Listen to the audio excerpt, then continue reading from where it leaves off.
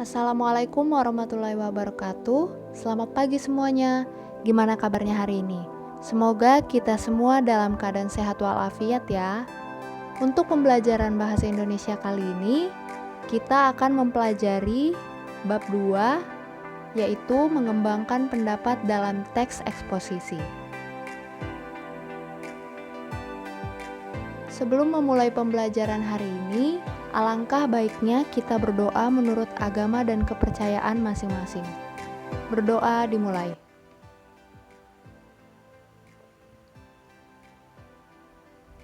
Berdoa selesai.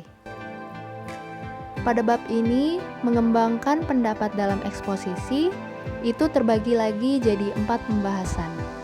Pembahasan pertama yaitu menginterpretasikan isi teks eksposisi. Yang kedua, mengembangkan isi teks eksposisi. Yang ketiga, menelaah struktur dan kebahasaan teks eksposisi. Dan yang terakhir adalah menyusun teks eksposisi. Untuk pertemuan kali ini, kita akan membahas yang pertama dulu, yaitu menginterpretasikan isi teks eksposisi. Sebelum kita lebih lanjut untuk membahas menginterpretasi makna dalam teks eksposisi, kita perlu mengetahui apa sih teks eksposisi itu. Di sini ada pengertian teks eksposisi. Teks eksposisi adalah genre teks berisi gagasan yang bertujuan agar orang lain memahami pendapatnya yang disampaikan. Gagasan tersebut disampaikan oleh penulis atau pembicara berdasarkan sudut pandang tertentu. Untuk menguatkan gagasan yang disampaikan, penulis atau pembicara harus menyertakan alasan-alasan yang logis. A. Menginterpretasi makna dalam teks eksposisi. Mengidentifikasi tesis, argumen, dan rekomendasi dalam teks eksposisi. Dengan membaca teks eksposisi, kita dapat mengetahui keterkaitan antara suatu permasalahan dengan argumentasi yang disajikan.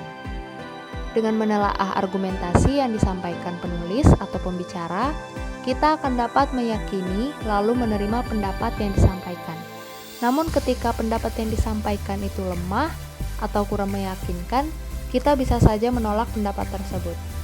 Tesis adalah pernyataan atau teori yang didukung oleh argumen yang dikemukakan dalam karangan. Kemudian ada argumen. Argumen adalah alasan yang dapat dipakai untuk memperkuat atau menolak suatu pendapat, pendirian, atau gagasan.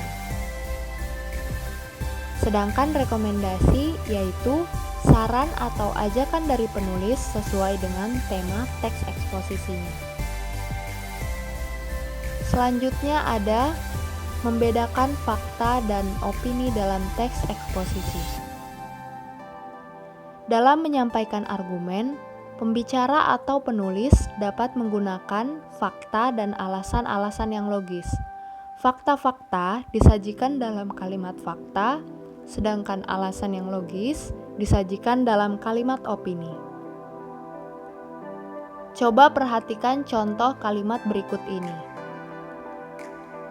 Di sini ada contoh kalimat fakta dan kalimat opini. Kalimat fakta contohnya adalah Kementerian Hukum dan Hak Asasi Manusia hingga tanggal 13 Mei 2013 mencatat ada 158.812 narapidana dan tahanan di Indonesia, yang 51.899 orang diantaranya terkait kasus narkoba. Jadi kalimat fakta ini berdasarkan kejadian dan data sebenarnya. Selanjutnya ada kalimat opini. Sebagai generasi muda, calon penerus perjuangan bangsa, sudah seharusnya kita menyiapkan diri menjadi generasi yang berkualitas. Jadi, kalimat opini pada teks eksposisi isinya berupa ide, pikiran, gagasan, atau pendapat seseorang yang biasanya bersifat tidak objektif, tidak memiliki data atau bukti pendukung yang akurat, dan belum teruji kebenarannya. Demikian materi mengenai menginterpretasi makna dalam teks eksposisi.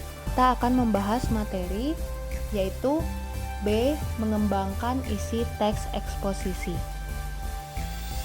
Sekian dan terima kasih. Tetap semangat dan selalu jaga kesehatan. Saya akhiri pembelajaran hari ini. Sampai jumpa di pertemuan minggu depan. Wassalamualaikum warahmatullahi wabarakatuh.